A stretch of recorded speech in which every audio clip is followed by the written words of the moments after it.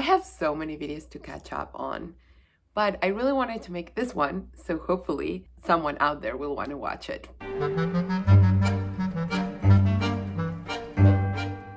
Hello everybody, I'm Roxy, this is Bibliophile, and today I bring you another version of my odd video newsletter, Se Habla Spanglish.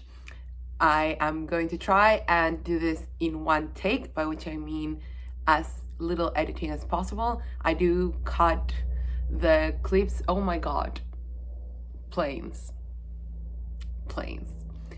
In any case, I was saying that I'm going to try and not edit this because I did record Se Habla Spanglish one a couple of months ago, and I realized I was going to have to edit it, and I just kept postponing it, and now it outlived its purpose because it's no longer topical. It doesn't work as a newsletter. What I was saying though is that I do have to cut the clips at the 10-minute mark or so because that makes them easier to handle when putting them together. But other than that, I'm going to just try and forge ahead, which is a challenge for me. I feel very comfortable with editing. As fraught as the process has been for me in the past, I now like to edit a lot, as you might notice from my videos, but I'm trying to just get comfortable with chatting. So first, a bit of a life update.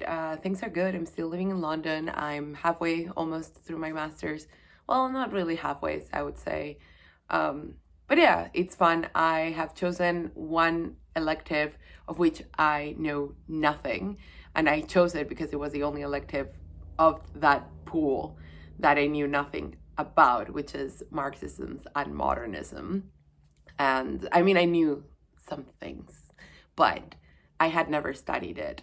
And it's been interesting. I've been dipping into those German philosophers that write very, very densely packed essays, but it's been fun.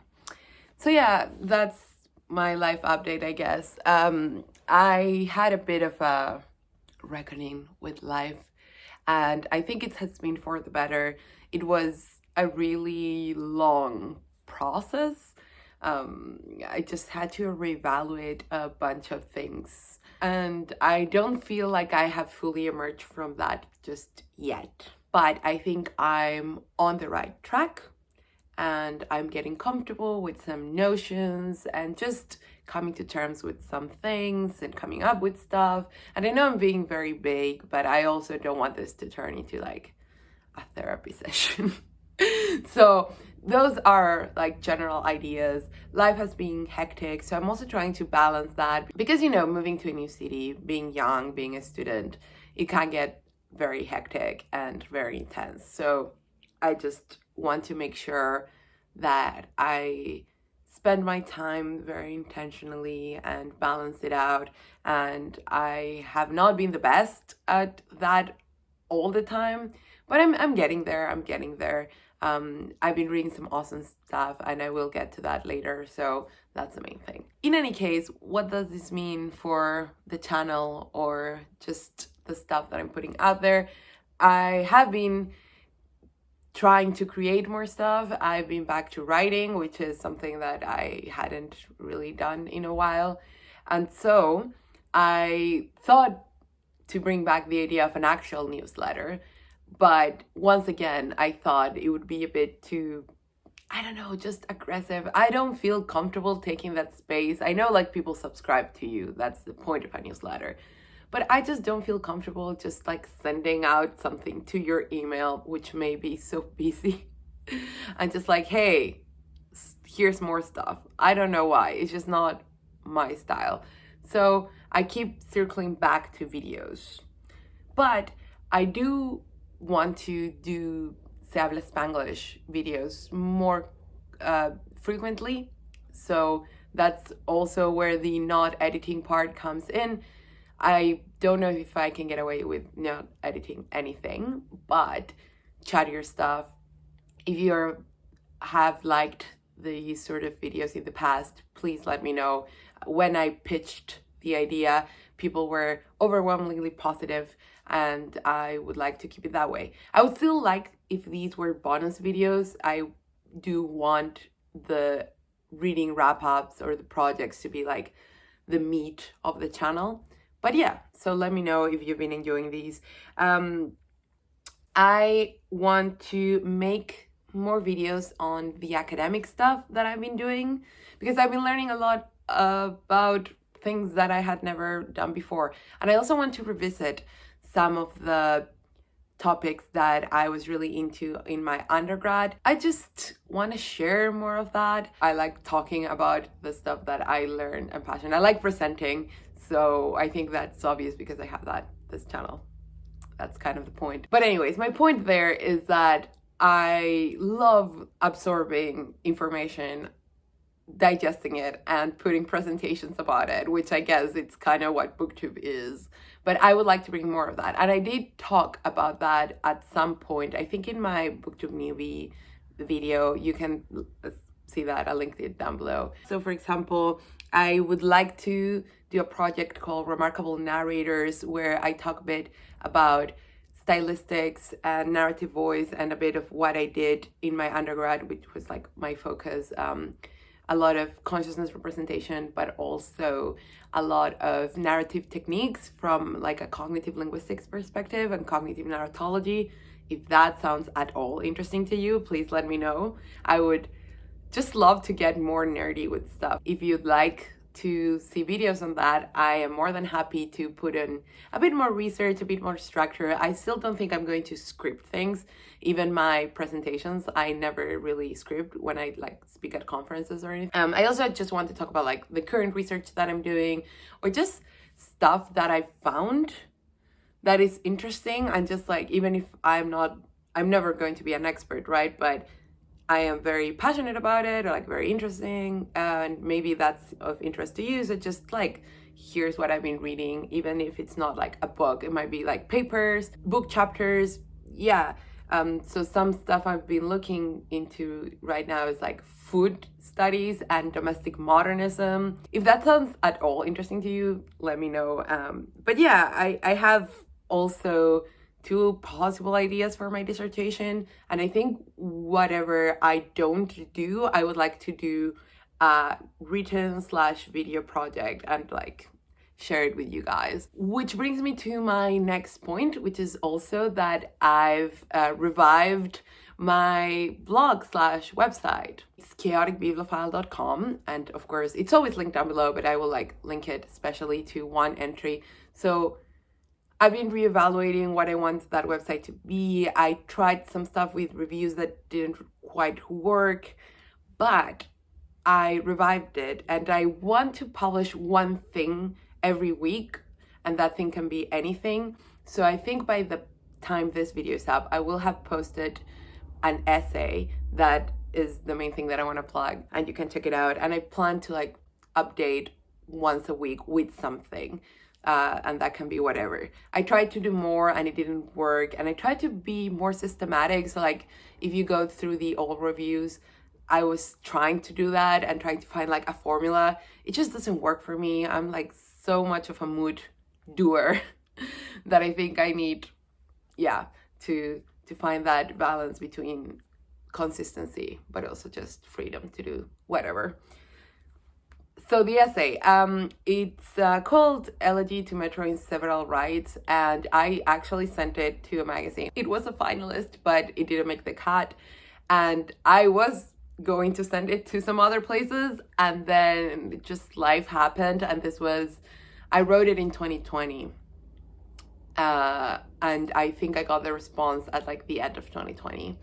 And because it deals with things that happened in 2019 and 2020, and because I was very preoccupied with moving here and visa stuff and English exam stuff, I just didn't make the time to find another place for it. And then I started thinking it was too late. It's about the subway, specifically in Santiago. It's about how it has transformed from a personal perspective, but also like a social perspective in regards to the 2019 protests and also, of course, the 2020 pandemic. And I feel like because of that, the ending is not irrelevant, but if I were to publish it right now at an external outlet, I would have to update it a bit because things have changed. I'm also no longer living in Santiago. So I just thought I would proofread it one more time and review it and just put it in my blog.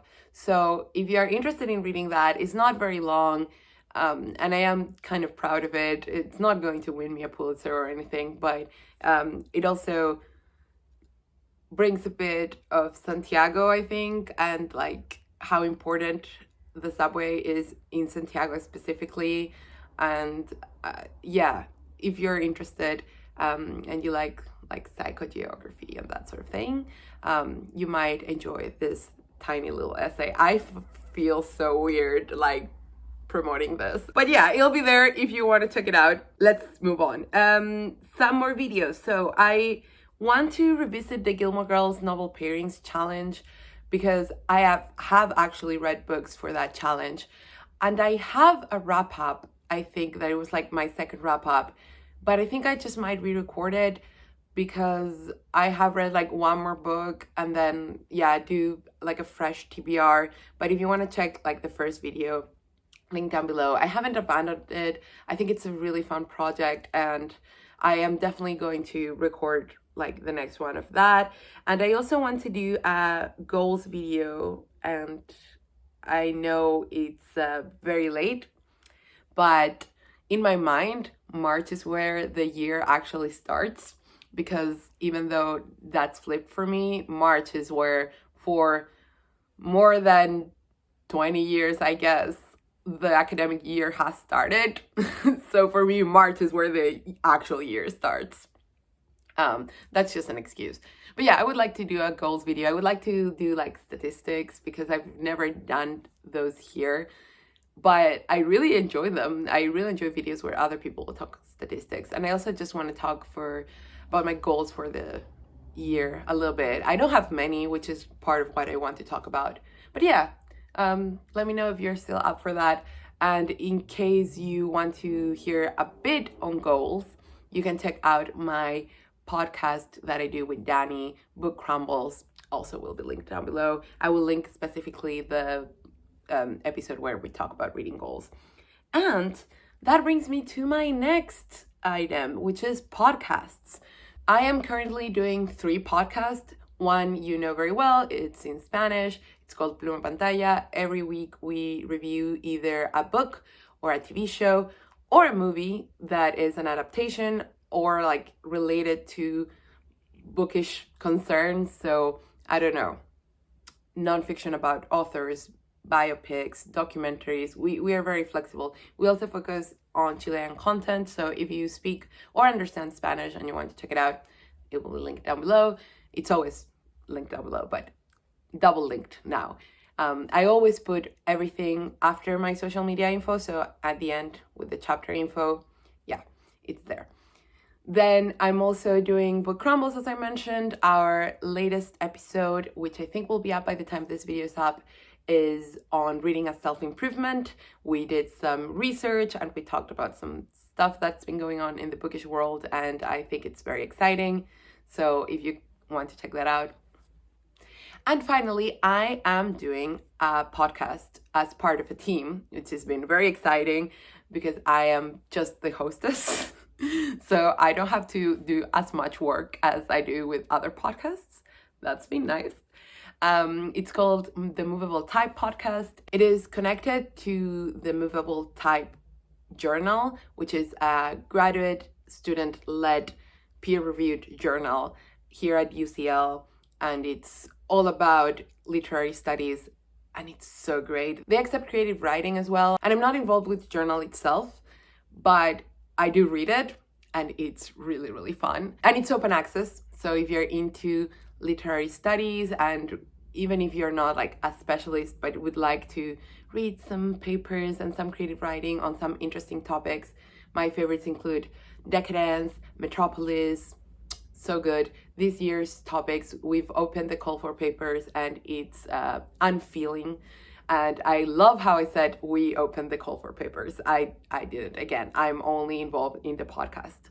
But yeah, the podcast is also so fun. We recorded like a bit of an intro episode with some chats. And this month's episode is going to be all about LGBTQ plus studies. And we have some awesome guests. And the whole year is just shaping out to be amazing. So I highly, highly recommend it. It's also the first time that I've interviewed people. And I hope I'm doing a good job. So yeah, please check it out if you're interested. Link down below as well. Moving on to things that I recommend. I recently got into 21st Century Mythologies by the BBC. And oh my God, it's amazing. I am not very into podcasts that are one person reading an essay just because I get distracted. It's the same thing with audiobooks. I feel like I do better with conversational podcasts, or even like Behind the Bastards, another one of my favorite podcasts. He does have some stuff written, but he cuts himself off quite often, and he does discuss the things with his guest. So it doesn't feel like it's a paper being read. But 21st Century Mythologies is a paper being read. And I don't know if it's because of the writing or because of the host, but I just love it. And basically it takes an element of 21st century culture and analyzes it in a very fun, engaging way. Some of my favorite episodes, the selfie, the e-reader, the cronut. It's just such a treat. Another thing that I've been binging and obsessed with is Bojack Horseman. Don't know why it took me, I know why it took me so long to get to it, to be honest. I'm not very good at watching stuff, but I really wanted to watch something substantial, but also that would have short episodes, and just like, it was okay, Bojack Horseman. I am obsessed with it. Just in case you haven't heard of it, which again, highly unlikely. It is about this horse actor in this world where all animals are anthropomorphic and we're all like species and have our own characteristics. And he was the star of a very famous 90s TV show, but he's now sort of a has-been, and he's always been an asshole, and he's kind of reckoning with that. He suffers from depression and addiction, but he's also not necessarily a good person. And the things that the show does with narrative, I think, are so interesting. I mean, I think this has been the only animated show where I've cared about the characters as if they had been played by actors. And I know like technically they are because voices, but I mean that the way this is drawn, it plays out all the opportunities that are in a cartoon setting, but also plays with depth. And I mean this in a very visual way. Again, how it comments on narrative and life narratives and our image of ourselves. And of course, because it's set in California, in Hollywood, which becomes Hollywood because of a very stupid and ridiculous and funny reason. Of course, it has that comment on like superficiality and appearances and fame, and all of that is fascinating, but it takes it a step further and it sort of carries out all the implications without glamorizing it. That is also a great benefit of having cartoons, is that people here are not beautiful. There is no chance of glamorizing or romanticizing these aesthetics. It's the obliteration of that. It's a very depressing show, but it's also an amazing show. And I am season 5 and I'm very keen to talk about it. I know, again, I'm so late to the party, but if anyone like loves it and wants to chat in the comments or even like DMs, I don't know how DMs work on YouTube. Are DMs a thing on YouTube? Anyways, you know I have an Instagram. We can talk. That's all I'm saying. We can talk. Music. I have been listening to 2 piano quintets in English, quintets, right? Rise, which I've never heard anything else by this composer, but I found out about in a Martha Argerich like best live recording, something like that, and it is amazing. And when I was looking for that name, the Louis Farrenc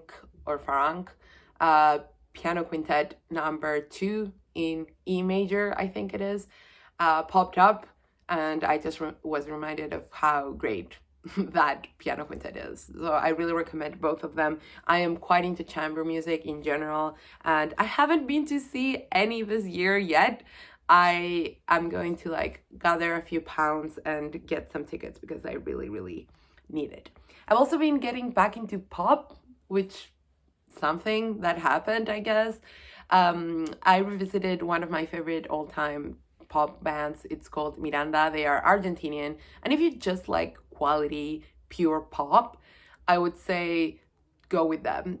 They are, again, very influenced by quiche and camp and techno, and it's not bubblegum pop, but it is like club pop, like sort of pre-EDM. It's just very fun and very like pure pop, but in the best of ways. Their vocals are amazing, their sounds are amazing.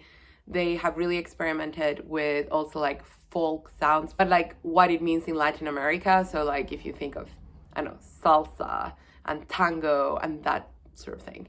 So just highly recommended. I will link to one of their one of their live albums because it's really, really good. It's really old.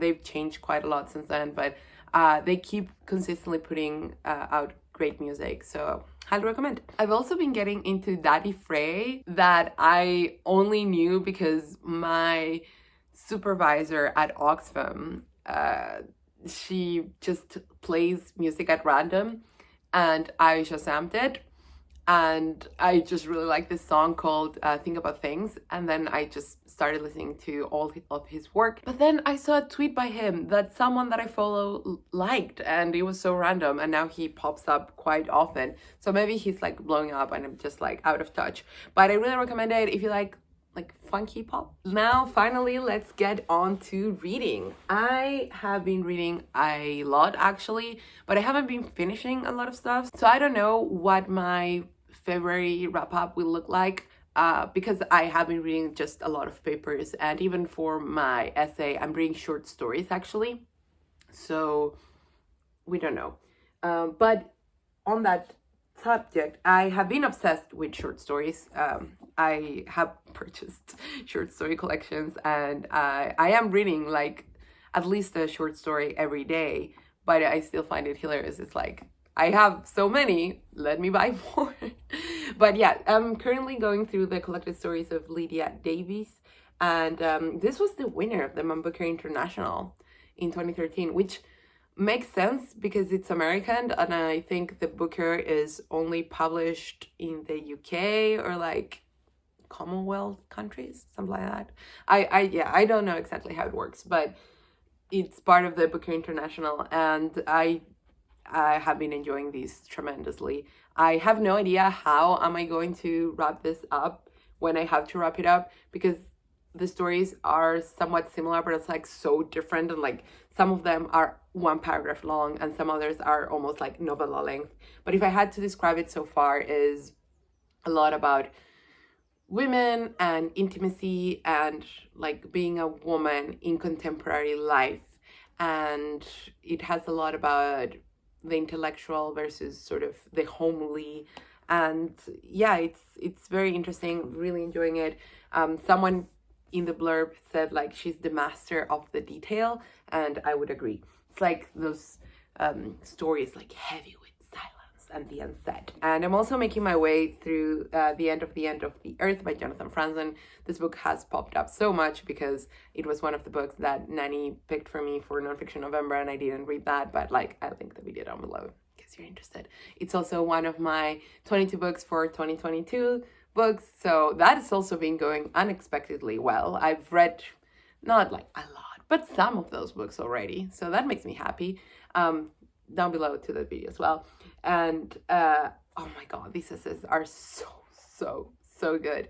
I say this is, I think, his latest collection, and I would recommend it actually as a place to start with Franzen nonfiction, because it is a bit of everything. So you see here his interest in birding and ecology, but it also has some like more personal writings and some writings on the like contemporary situation and technology, and some writers on authors, writings on authors, which, you know, I think his collection How to Be Alone is more about writing and like writers in general, so it's much more bookish.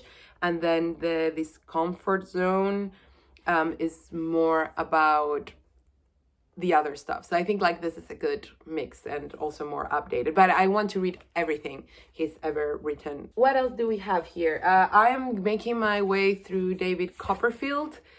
This was a buddy read that we did with Amelia Reads, and it was not very smooth sailing because like we both stopped and caught up, and then she went ahead and finished the whole book. And right when she did that, I started like my essay work, so I haven't been able to like properly dip into it. So I'm sorry if you're watching this, Amelia. She's very chill. She's not like pressure me or anything, but I do feel a bit bad. I will be looking to finish this maybe for February, ideally. So there you go. It's my first long Dickens, and I've enjoyed some aspects of it.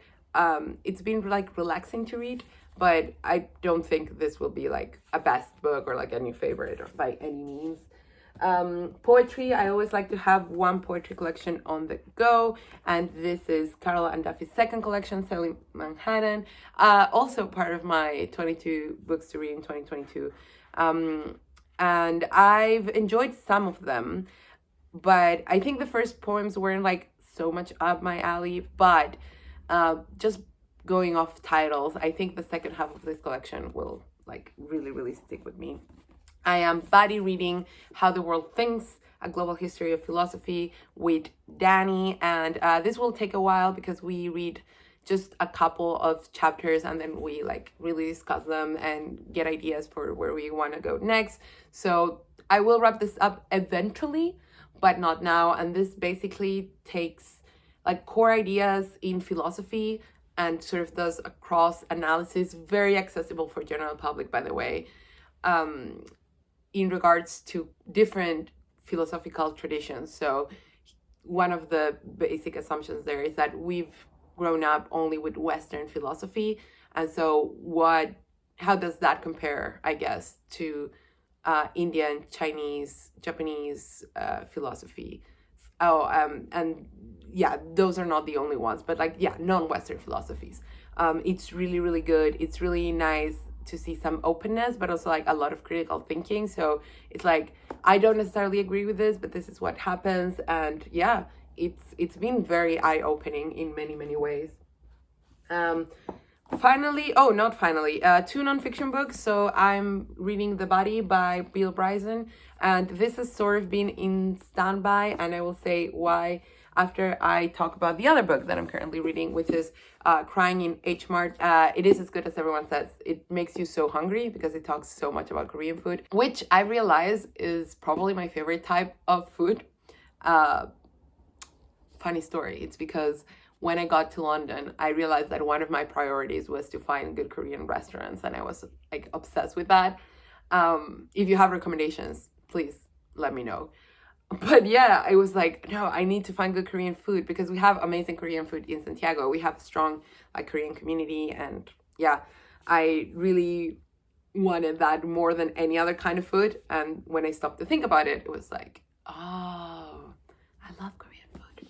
Anyways, the reason I haven't been making progress with this is that my nonfiction now is taken up by the BookTube Prize. If you haven't seen that announcement, I will link it down below. I am judging nonfiction group E, and honestly, it's kind of my favorite. I have an excuse now to read so many books that I already wanted to read, and then the books that I didn't know about and I didn't vote for are still so fascinating. So I'm very excited. And the last thing is that I subscribed to the Times Literary Supplement, and I've been reading it. This is its latest issue. I originally subscribed just because I really wanted to read this one article that a professor had done, and they had like a special, and it was like £12 for 3 months, and they shipped the physical copy and you have access to the whole back catalog. And I was like, that's not too bad. Okay, let's do that. It's been fun. It's like newspapers for bookworms. It's mostly reviews, so like it talks about like other books, but it's fun because you like find out about what's going on, but also the reviews themselves are interesting and enlightening. So yeah, just like really enjoying it. And it also feels like a grown-up thing to do. It's like, wait for me until I read this. Oh, this is going to be my thumbnail. And of course, before the month finished, I'm going to be reading The Master's Tools Will Never Dismantle the Master's House by Audre Lorde. I am so excited. I am saving it for after I hand in my essay, which is not usually my MO. I do try to read the books at the beginning of the month for the book club. If you don't know what I'm talking about, I'm leaving the announcement down below. I'm also leaving March announcements, which will be up when this video is up. But I figured since it's so short and I really want to like pay attention and film the stuff right away, I will leave it for like the latest days of the month. That's it. That's what I'm reading. That's where I'm at. I'm a bit all over the place, but I'm so excited to be making more videos. Please let me know if any of what I've said resonated with you in any way. And if you're interested in seeing more or hearing more of something, if you have recommendations for me based on what I said, please check out the Metro essay. That would be really cool. And yeah, that's all. See you next time. Oh, let me know what you're listening and reading and all that. Bye.